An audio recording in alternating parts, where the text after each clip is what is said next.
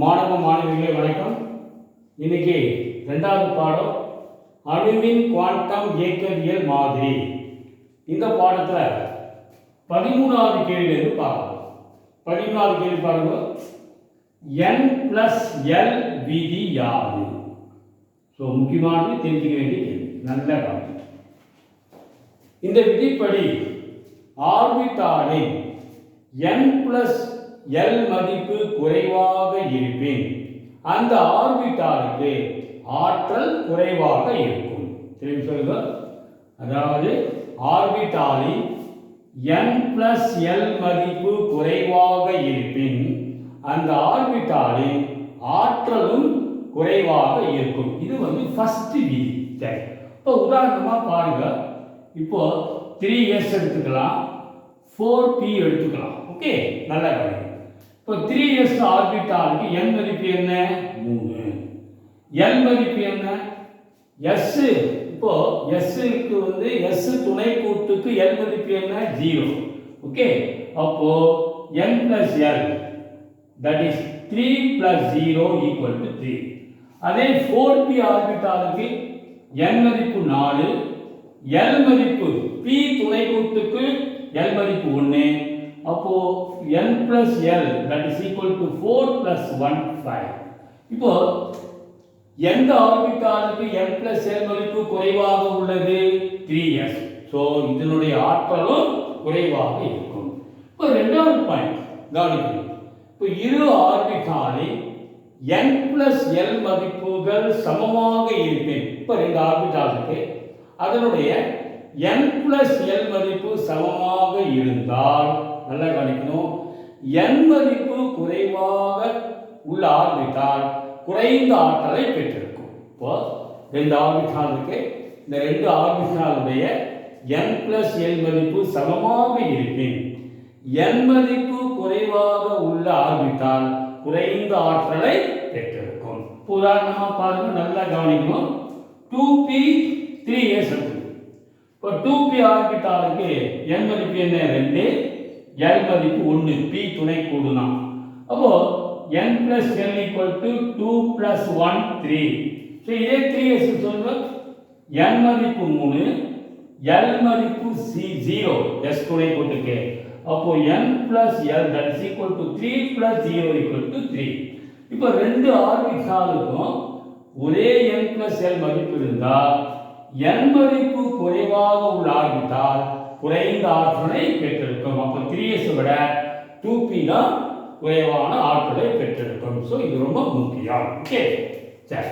14வது கேள்வி நல்லா கவனிக்கணும். சரி, ஸோ இதுக்கு முன்னாடி இந்த நம்ம பார்த்தோம்னா ஆர்பிட்டாலுடைய ஆற்றல் எது குறைவு எது அதிகம்னு, சரியா? இப்போ இந்த அரேஞ்ச்மெண்ட் ரொம்ப ரொம்ப முக்கியம். இதை தெரிஞ்சுக்கணும் நீங்கள். இப்போ முதல் கூடு, அதாவது முதல் ஆற்றல் மட்டத்தில் ஒரே ஒரு துணை ஆற்றல் மட்டம் இருக்கும். ரெண்டாவது ஆற்றல் மட்டத்தில் 2 துணை ஆற்றல் மட்டம் தெரிஞ்சுக்கணும். மூணாவது ஆற்றல் மட்டத்தில் 3 துணை ஆற்றல் மட்டம். 3ல் பார்த்தீங்கன்னா 1ல் 1s மட்டும் இருக்கும். ரெண்டாவது ஆற்றல் மட்டத்தில் s துணை ஆற்றல் மட்டம் p இருக்கும். மூணாவது ஆற்றல் மட்டத்தில் s p d இருக்கும். நாலாவது ஆற்றல் மட்டத்தில் 4s 4p 4d 4f 4 துணை ஆற்றல் மட்டம் இருக்கும். சரியா? அடுத்தது பார்த்தீங்கன்னா 5s 5p 5d 5f 5g. அதே மாதிரி ஆறாவது பார்த்தீங்கன்னா 6x 6p 6d போகும். 6 நல்லா கவனிக்கணும். 6f k 6g போகும். பட் இது வரைக்கும் போகும். சரி, இப்போ பார்த்தீங்கன்னா இந்த விதி பிரகாரம் முதல்ல 1s தான் குறைவான ஆற்றல் நாம் ஒத்துக்கணும். அதுக்கப்புறம் எது அதிகமான ஆற்றல்? 2s. அதுக்கப்புறம் எது? 2p, இதை விட அதிகமான ஆற்றல் n+l விதி பிரகாரம் நம்ம கண்டுபிடிச்சிருக்கோம். அப்புறம் 3s, அப்புறம் 2p 4s, 2pக்கு அப்புறம் 3d 4p 5s, அப்புறம் 4d 5p 6s. இந்த கிராஸாக இருக்குங்களா? இதான் ரொம்ப ரொம்ப முக்கியம். ஒரு அணுவினுடைய எலக்ட்ரான் அமைப்பு எழுதுறதுல முக்கியம். சரி, அடுத்த கேள்வி. தத்துவம் யாது? முக்கியம். நல்லா கவனிக்கணும். இந்த விதி என்ன சொல்லுன்னா தத்துவம், இயல்பு ஆற்றல் நிலையில் உள்ள அணுவின், சொல்லுங்க, இயல்பு ஆற்றல் நிலையில் உள்ள அணுவின் ஆர்பிட்டால்கள் ஆற்றலின் ஏறு வரிசையில் எலக்ட்ரான்களால் நிரப்பப்படுகிறது. அதாவது இயல்பு நிலையில் உள்ள அணுவின் ஆர்பிட்டால்கள் அவற்றின் ஆற்றலின் ஏறு வரிசையில் எலக்ட்ரான்களால் நிரப்பப்படுகிறது. என்ன அர்த்தம்னா, முதல்ல எது குறைவான ஆற்றலை பெற்றிருக்கிறதோ, எந்த ஆர்பிட்டால் அதில் எலக்ட்ரான் நிரம்பும் 1s, அதுக்கப்புறமா 2s, அதுக்கப்புறமா தான் 2p, அப்புறம் 3s, அந்த மாதிரி சொல்றாங்க. இதுதான் ஆம்பா தத்துவம். திரும்பி சொல்லணுமா, இயல்பு நிலையில் உள்ள அணுவின் ஆர்பிட்டால்கள் ஆற்றலின் ஏறு வரிசையில் எலக்ட்ரான்களால் நிரப்பப்படுகிறது. ஓகே, நெக்ஸ்ட் 15வது கேள்வி, முக்கியமான கொஸ்டின், நல்லா கவனிக்கணும். பவுலியின் தவிர்க்கை தத்துவம் யார்? பவுலியின் தவிர்க்கை தத்துவம் யாது விளக்குக. ஸோ ரொம்ப ரொம்ப முக்கியம். கண்டிப்பா 2 மார்க் 3 மார்க் கேட்கும். நல்ல கவனம். ஒரு அணுவில் உள்ள, என்ன சொல்லுதுன்னா, ஒரு அணுவில் உள்ள எந்த 2 எலக்ட்ரான்களின் 4 குவாண்டம் எண்களின் மதிப்பின் தொகுப்பும் ஒன்றாக இருக்காது. அதாவது உங்களுக்கு தெரியும், ஒரு அணுவில் உள்ள எலக்ட்ரானுக்கு 4 குவாண்டம், ஒவ்வொரு எலக்ட்ரானுக்கும் 4 குவாண்டம் எண் இருக்கும். எந்த 2 எலக்ட்ரானுக்கும் 4 குவாண்டம் எண்கள் ஒரே மாதிரியாக இருக்காது. 3 குவாண்டம் எண் கூட ஒரே மாதிரி இருக்கலாம், 4வது மாறுபடும். திரும்பி சொல்லணுமா, ஓர் அணுவில் உள்ள எந்த 2 எலக்ட்ரான்களின் எந்த 2 எலக்ட்ரான்களின் அல்லது எந்த 2 எலக்ட்ரான்களுக்கும் அவற்றின் 4 குவாண்டம் எண்களின் மதிப்பின் தொகுப்பு ஒன்றாக இருக்காது. புரியுதா? திரும்பி சொல்லலாமா, ஓர் அணுவில் உள்ள எந்த 2 எலக்ட்ரான்களுக்கும் அவற்றின் 4 குவாண்டம் எண்களின் மதிப்பின் தொகுப்பு ஒரே மாதிரியாக இருக்காது. இப்போ உதாரணம் சொல்லணுமா, இப்போ n = 1, k கோடு முதல் ஆற்றல் மட்டும், l மதிப்பு என்ன, n 1னா 0, m மதிப்பு என்ன, l 0னா m 0 தான். s க்கு 2 மதிப்பு இருக்கும், ஒன்று பிளஸ் ஆஃப், இன்னொன்று மைனஸ் ஆஃப். இப்போ n 1, l 0, m 0, s plus half, இது ஒரு எலக்ட்ரானை குறிக்கும். அதே போல n 1, l 0, m 0, s minus of, இது ஒரு எலக்ட்ரானை குறிக்கும். அப்போ மொத்தம் பார்த்தீங்கன்னா 2 எலக்ட்ரான்கள் முதல் கூட்டில் இருக்கும். உதாரணமாக ஹீலியம் எடுக்கலாம். ஹீலியத்தின் எலக்ட்ரான் அணு எண் 2, ஹீலியம் தெரிஞ்சுக்கணும். ஹீலியத்தின் அணு எண் 2, சரியா? அது எலக்ட்ரான் அமைப்பு 1s2. அப்போ 1s ஆர்பிட்டால 2 எலக்ட்ரான் இருக்குது ஹீலியத்தில். இந்த 2 எலக்ட்ரானுடைய குவாண்டம் நம்பர் பாருங்க. முதல் எலக்ட்ரானுக்கு பார்த்தா இந்த 4 குவாண்டம் நம்பர், ரெண்டாவது எலக்ட்ரானுக்கு இதுதான் 4 குவாண்டம் நம்பர். 3 குவாண்டம் எண்ணோட ஒன்றா இருக்கலாம், 4வது மாறுபடும். இதுதான் பவுலி தவிர்ப்பு தத்துவம். உதாரணத்துலாம், ஒரு அணுவில் உள்ள எந்த 2 எலக்ட்ரான்களுக்கும் அவற்றின் 4 குவாண்டம் எண்களின் மதிப்பின் தொகுப்பு ஒன்றாக இருக்காது. 16வது கேள்வி பாருங்க, முக்கியமான கொஸ்டின். நல்ல 16 நல்ல கவனிக்கணும். ஹூண்ட் விதி யார்? ஹூண்ட் விதி யார்? நல்ல இந்த என்ன சொல்லுதுன்னா, சம ஆற்றலுடைய ஆர்பிட்டால எலக்ட்ரானை நிரப்பப்படும் போது, இப்போ உதாரணமா இப்போ பி துணை கூடி வச்சுங்களேன், அதில் 3 ஆர்பிட்டால் இருக்கும், பிஎக்ஸ், பிஒய், பிஇசட்.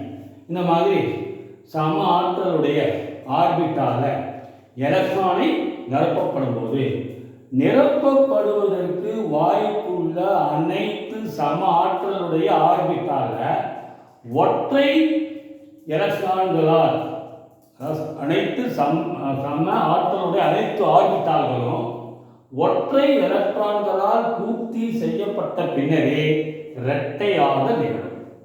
புரியலையா? திரும்பி சொல்லணுமா? இப்போ பார்த்தீங்கன்னா பி துணை கூட்டில் பிஎக்ஸ் பிஒய் பிசெட் இந்த 3 ஆர்பிட்டாலும் ஆற்றலில் ஒன்றா இருக்கும்.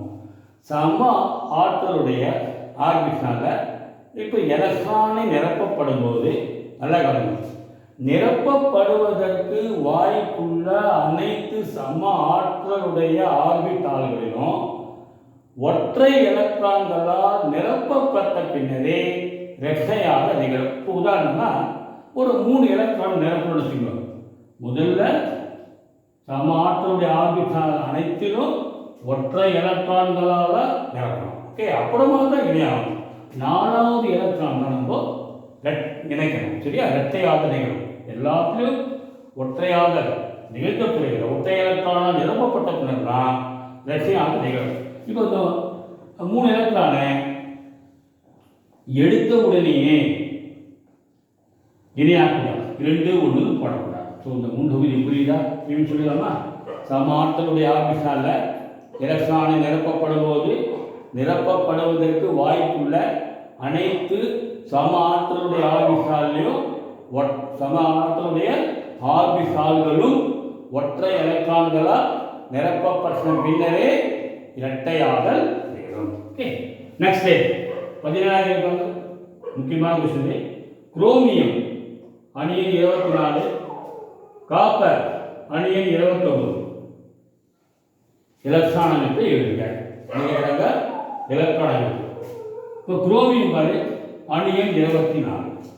நம்ம ஆர்பிட்டால் ஆற்றல் மட்டம் எழுதினது ஆற்றல் வரிசை அது பிரகாரம் நம்ம ஃபில்அப் பண்ணோம்.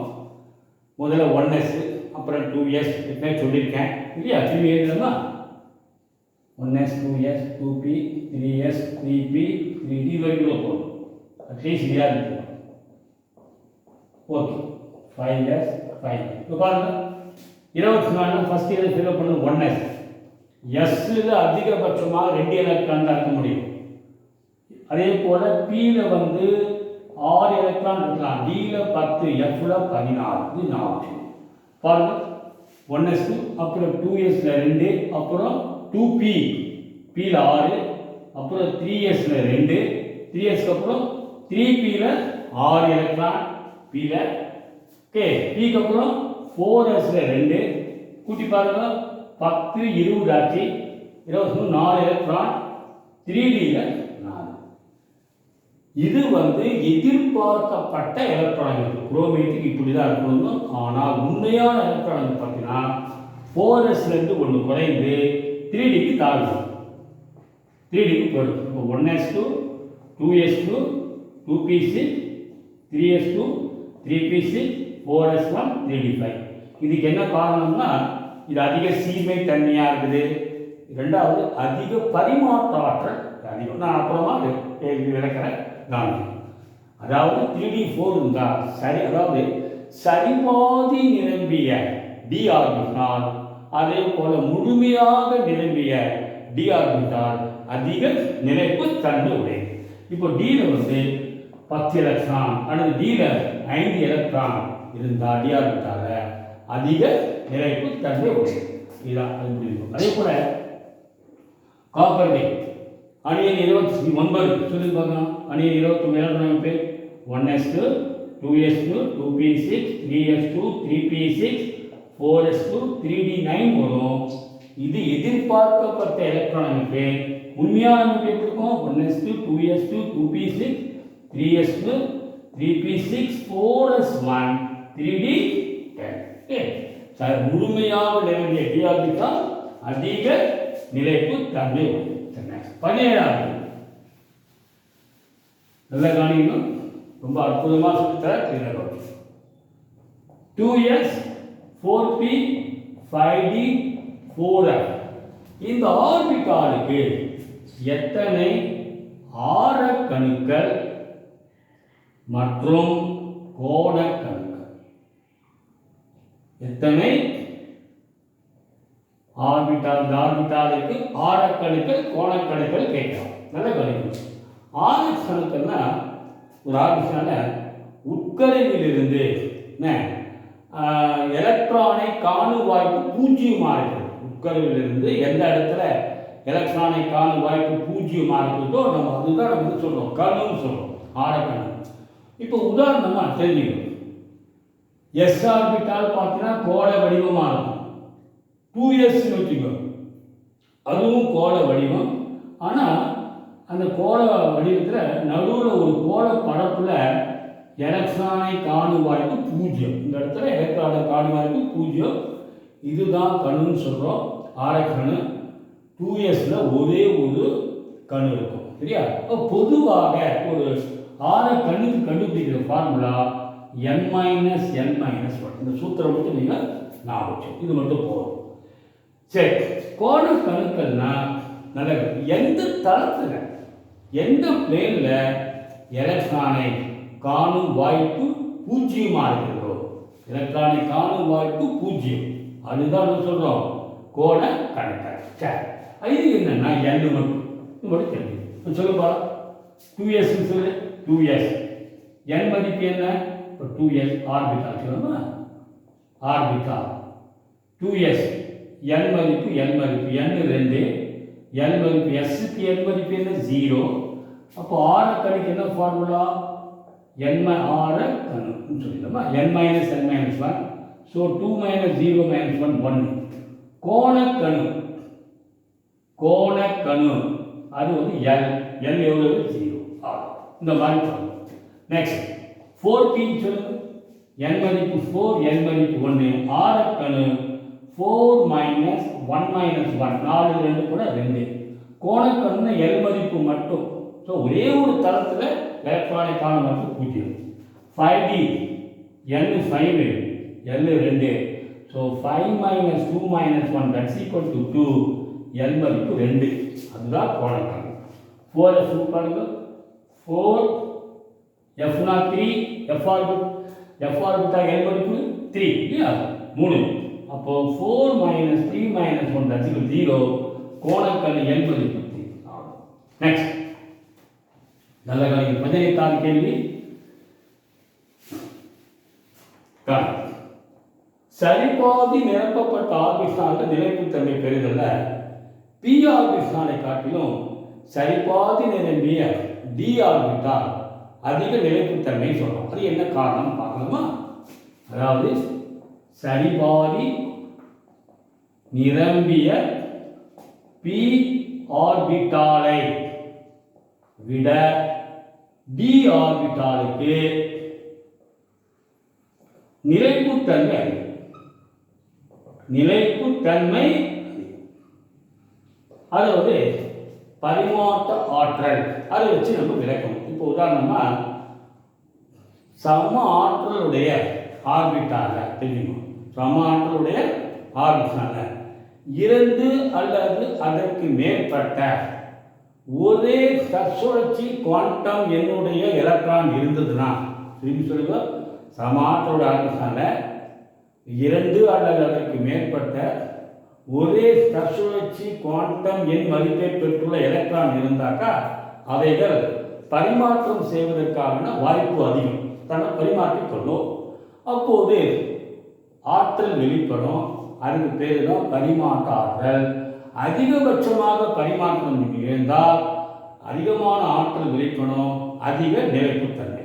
நான் ஒரு எக்ஸாம்பிள் சொல்ல புரியும், திரும்பி சொல்லலாமா? சமாற்றலுடைய ஆர்பிட்டால 2 அல்லது அதற்கு மேற்பட்ட ஒரே மாதிரியான தற்சுழற்சி குவாண்டம் எண்ணை பெற்றுள்ள எலக்ட்ரான் இருந்தால் அவைகளுக்கிடையே பரிமாற்றம் நிகழ்வதற்கான வாய்ப்பு அதிகம், அப்போது ஆற்றல் வெளிப்படும், அதுதான் பரிமாற்ற ஆற்றல். இப்போ பாருங்க, பி ஆர்பிட்டால் எடுத்துக்கணும். பியில் 3 தானே, பி துணை கூட்டில் 3 ஆர்பிட்டால், பிஎக்ஸ் பிஒய் பிசெட், சரியா? இதில் 3 எலக்ட்ரான் இருக்கு. சரி, இப்போ எத்தனை பரிமாற்றம் பாருங்க, நல்லா கவனிக்கணும். இந்த எலக்ட்ரான் ஒன்றா இங்கே போடலாம் அல்லது இங்கே மாற்றிக்கலாம். இந்த எலக்ட்ரான் இங்கே வரலாம் அல்லது இந்த எலக்ட்ரான் இங்கே வரலாம். ஸோ 2 பரிமாற்றம். அடுத்தது நல்லா கவனிக்கணும், இந்த எலக்ட்ரான் ஒன்று இங்கே போகலாம். ஓகே, ஸோ அப்போ இது இங்கே வரலாம். அப்போ ஒரு பரிமாற்றம், மொத்தம் 3 தான், மொத்த பரிமாற்றம் 3. அதே டி ஆர்பிட்டால் பார்த்தீங்கன்னா டியில் 5 ஆர்பிட்டால் இருக்கும். என்ன தெரிஞ்சுக்கும், d x y d y z d z x sorry d x square minus y square d z square. இந்த 5 ஆர்பிட்டால் பேர் தெரிஞ்சுக்கும். dxy dyz dzx dx square minus y square dz. இந்த 5மே சம ஆற்றல் கொண்ட ஆர்பிட்டால். இப்போ எலக்ட்ரான் குறிச்சிங்க எழுதணுமா? சரி, இங்கே எழுதுறேன். இப்போ எலக்ட்ரான் இப்போ என்ன ஆகும், இந்த எலக்ட்ரான் ஒன்றா இதுக்குள்ள பரிமாறலாம், இது மாற்றிக்கலாம். இது மொத்தம் எவ்வளோ பரிமாற்றம் 4. புரியுதுல? இந்த எலக்ட்ரான் இங்கே வரலாம், இந்த எலக்ட்ரான் இங்கே வரலாம்.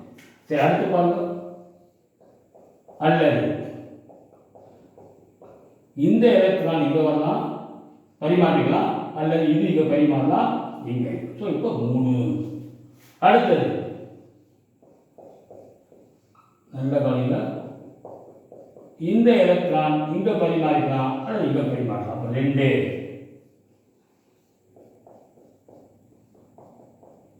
இது ஒரு பரிமாற்றம். ஸோ மொத்தம் பார்த்தீங்கன்னா 10 பரிமாற்றம். 4 3 7 8 10. ஸோ அதிகபட்ச பரிமாற்றம் வந்து டி ஆர்பிட்டால் சரிபாதி நெருங்கிய டி ஆர்பிட்டால் நிகழ்து. ஸோ அப்போ அதிகமான பரிமாற்ற ஆற்றல் வெளிப்படும், அதிக நிலைப்புத்தன்மை நிகழ்கிறது. சரியா? நெக்ஸ்ட் கவனிங்க, அடுத்த கேள்வி 19வது கேள்வி. 19வது கேள்வி, d5 எலக்ட்ரான் அமைப்பை கருதுக. d5 எலக்ட்ரான் அமைப்பு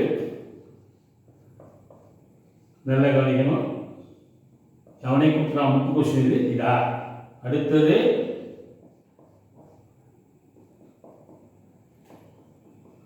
இது ஆ, அடுத்தது இ. இதே தான். சரி, 5 எலக்ட்ரான் தனித்தனியாக. சரி, என்ன கேட்கலாம், இவற்றுள் சிறும ஆற்றல் நிலையை குறிப்பிடுவது எது? சிறும ஆற்றல் நிலையில இதுதான். ஏன்னா ஊண்டு விதி பிரகாரம் சமாற்றலுடைய ஆர்பிட்டால எலக்ட்ரானை நிரப்பப்படும் போது நிரப்பப்படுவதற்கு வாய்ப்புள்ள சமாற்றலுடைய ஆர்பிட்டால்கள் ஒற்றை எலக்ட்ரான்களால் நிரப்பப்பட்ட பின்னர் தான் இரட்டையாக நிகழும். ஸோ இதுதான். அடுத்தது எதில் அதிகபட்ச பரிமாற்ற ஆற்றல்? இதுதான் சொன்னது 10 பரிமாற்ற நிகழ்வு. இது எவ்வளோ நிகழ்வு சொல்லுமா? இதில் பரிமாற்றம் நிகழாது. ஏன் சொல்லுங்க, இதில் ஒரே மாதிரியான தச்சுவச்சு குவாண்டம் கொண்ட எலக்ட்ரானே கிடையாது.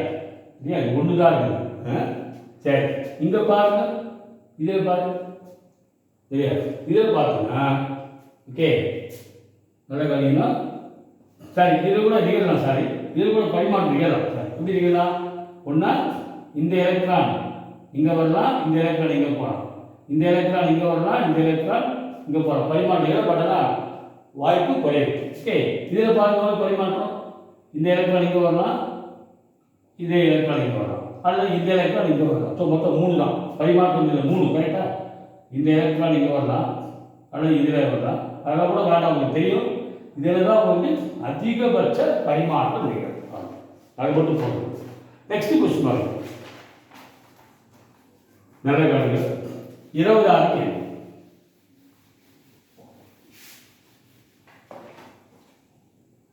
ஒரு அணு 35 எலக்ட்ரான் மற்றும் 45 நியூட்ரான் கொண்டுள்ளது. அப்படி என்றால் புரோட்டான் எண்ணிக்கை கேட்கலாம். புரோட்டான் பி, புரோட்டான் எண்ணிக்கையும் எலக்ட்ரான் எண்ணிக்கை சமமாகும். அப்போ எலக்ட்ரான் எண்ணிக்கை எவ்வளவு? 35. அப்போ புரோட்டான் 35 தான். சரி, அடுத்தது தனிமத்தின் எலக்ட்ரான் அமைப்பு சொல்லுங்க. தனிமத்தின் எலக்ட்ரான் அமைப்பு என்னவா இருக்கும்? 1s2 2s2 2p6 3s2 3p6 4s2 3d10 இது வந்து 30 வரைக்கும் ஆச்சு. அதுக்கப்புறம் 4p 5. நெக்ஸ்ட், கடைசி எலக்ட்ரான்களின் 4 குவாண்டம் எண்கள் மதிப்பு. கடைசியில் பார்த்தீங்கன்னா 4p ஆர்பிட்டால் தானே. 4p துணைக்கோடு, 5 electron 1 2 3 4 5. இது px py pz. இப்போ கடைசி எலக்ட்ரான் எங்கே நிரம்புது? pz சாரி py தான் நிரம்புது. ஞாபகம். இப்போ 4 குவாண்டம் எண் சொல்லுங்கள்.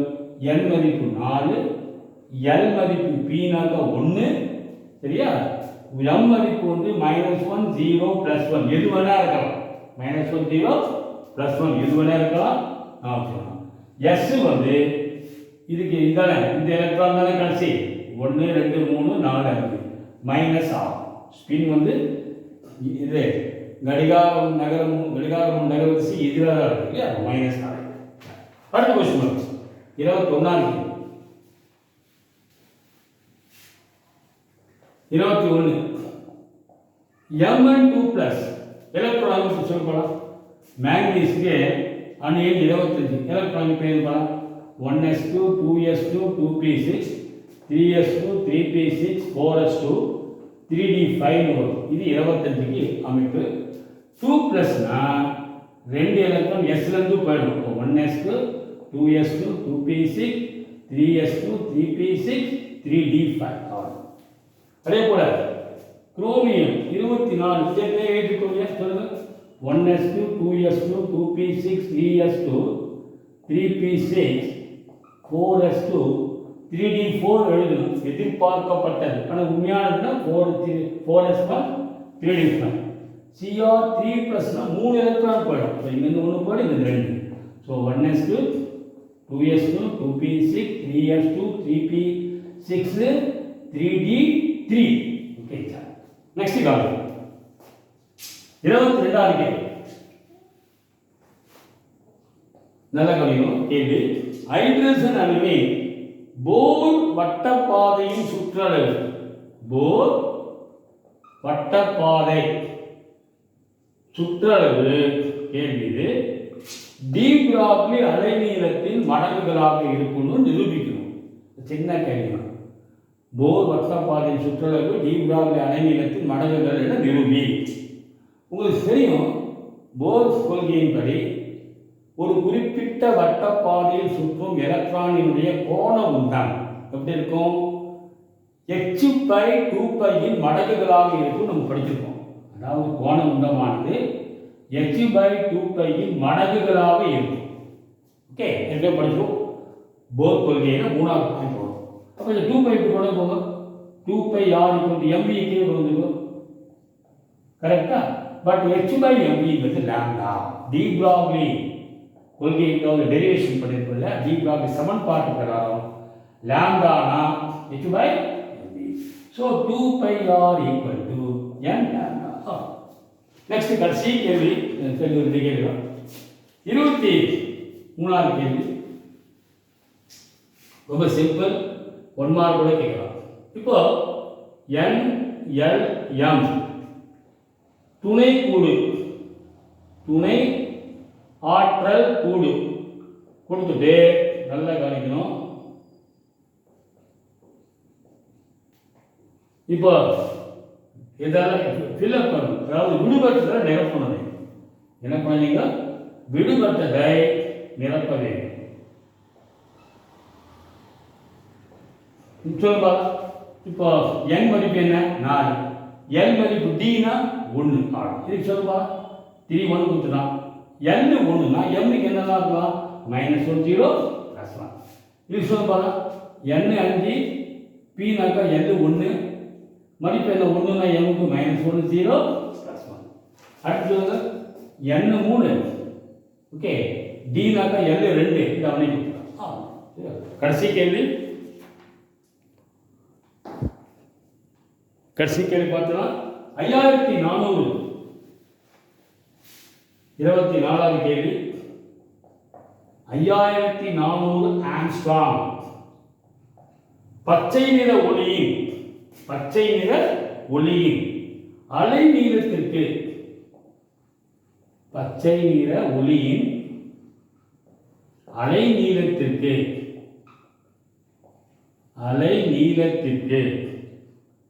சமமான டி பிராக்லி அலை நீளத்தை பெற டி பிராக்லி அலை நீளத்தை பெற 54 கிராம் டென்னிஸ் பந்து எவ்வளவு வேகத்தில் பயணிக்க வேண்டும் கேட்கிறோம். 5400 லாம்டா, 5400 ஆங்ஸ்ட்ராம், ஆங்ஸ்ட்ராம் பச்சை நிற ஒளியின் அளவீடுக்கு சமமான டீப்ராவில் அளவீடுக்கு பெற 54 கிராம் டென்னிஸ் வந்து எவ்வளவு வேகத்தில் போகணும். இப்போ உங்களுக்கு லாம்டா தெரியும், இதுதான் லாம்டா. 5400 ஆங்ஸ்ட்ராம், தட்ஸ் 5400 ஒரு ஆங்ஸ்ட்ராம்ங்கிறது 10⁻⁻10 மீட்டர். மாஸ் எவ்வளவு? 54 கிராம், கிலோகிராம் மாற்றணும், இன்டூ 10⁻³ கிலோகிராம். இப்போ வெலாசிட்டி கேட்கலாம். ஓகே, ஒரு டீப்ராவில் சமன்பாடு சொல்லுங்க. Lambda equal to h by mv, v equal to h by m lambda. உங்களுக்கு தெரிஞ்சுக்கோ, h மதிப்பு 6.626 into 10⁻⁻34 joule kilogram metre square second inverse. இந்த மாஸ் எவ்வளவுனா 54 இன்டூ 10⁻³ கிலோகிராம். லாம்டா மதிப்பு 5400 இன்டூ 10⁻⁻10 மீட்டர். இப்போ ஒரு மீட்டர் கேன்சல் ஆகுமா, கிலோகிராம் கேன்சல் ஆகுமா? ஓகே, இப்போ மீட்டர் செகண்ட் இன்வெர்ஸ் வரும். கவனிங்க, இங்கே 10⁻⁻10 -3, 10⁻⁻13, இதில் 2 ப்ளஸ், இங்கே 10 ஸ்கொயர் இல்லையா, அப்போ -11 மேலே கட் பண்ணிட்டீங்கன்னா 23க்கு மைனஸ். இதை நீங்கள் லாக் எடுத்து 6.626 பை 54 இன்ட்டு 54, இதை நீங்கள் இந்த 2 0 தான் 2 ஸ்கொயர் ஆகிட்டு சிம்பிளை பண்ணிட்டேன். இதை நீங்கள் லாக் எடுத்துங்கன்னா என்ன வரும்னா 2.27 இன்ட்டு 10⁻⁻3 இங்கே -23 metre second inverse, 2.27 into 10⁻⁻26 metre. Okay, thank you.